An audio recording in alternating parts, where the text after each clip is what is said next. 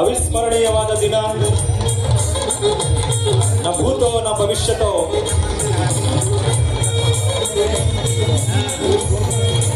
ಜ್ಯೋತಿಯನ್ನು ಬೆಳಗಿ ಕಾಯಕ ಶರಣರಿಗೂ ಬಾಬಾ ಸಾಹೇಬ್ ಅಂಬೇಡ್ಕರ್, ಡಾಕ್ಟರ್ ಬಾಬು ಜಗಜೀವನ್ ರಾಮ್ ಭಾವಚಿತ್ರಕ್ಕೆ ಪುಷ್ಪ ನಮನವನ್ನು ಸಲ್ಲಿಸಿದಂತಹ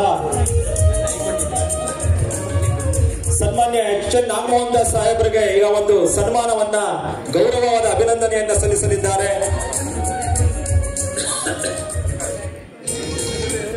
ವಿಶೇಷ ಏನಪ್ಪಾ ಅಂದ್ರೆ ಅಣ್ಣ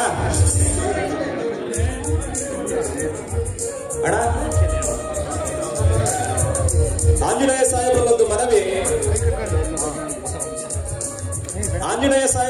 ಮನವಿ ಏನಪ್ಪಾ ಅಂದ್ರೆ, ಜಸ್ಟಿಸ್ ನಾಗಮೋಹನ್ ದಾಸ್ ಸಾಹೇಬ್ರಿಗೆ ನಿನ್ನೆ ಅಷ್ಟೇ 73 ವರ್ಷಗಳು ತುಂಬಿವೆ. ಜಸ್ಟಿಸ್ ನಾಗಮೋಹನ್ ದಾಸ್ ಸಾಹೇಬ್ರು 1952 ಫೆಬ್ರವರಿ 12ರಂದು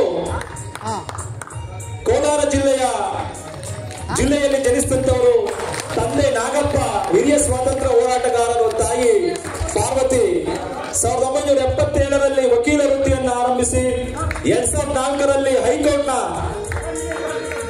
ನ್ಯಾಯಾಧೀಶರಾಗಿ ಕಾರ್ಯವನ್ನು ನಿರ್ವಹಿಸಿದ್ದಲ್ಲದೆ ಕರ್ನಾಟಕ ಸರ್ಕಾರದ ಅನೇಕ ಆಯೋಗಗಳ ನೇತೃತ್ವವನ್ನು ವಹಿಸಿ ಸಾಮಾಜಿಕ ನ್ಯಾಯವನ್ನ ನೀಡಿದಂತ ಹೃದಯದಿಂದ ನ್ಯಾಯಮೂರ್ತಿಗಳಾಗಿದ್ದಾರೆ.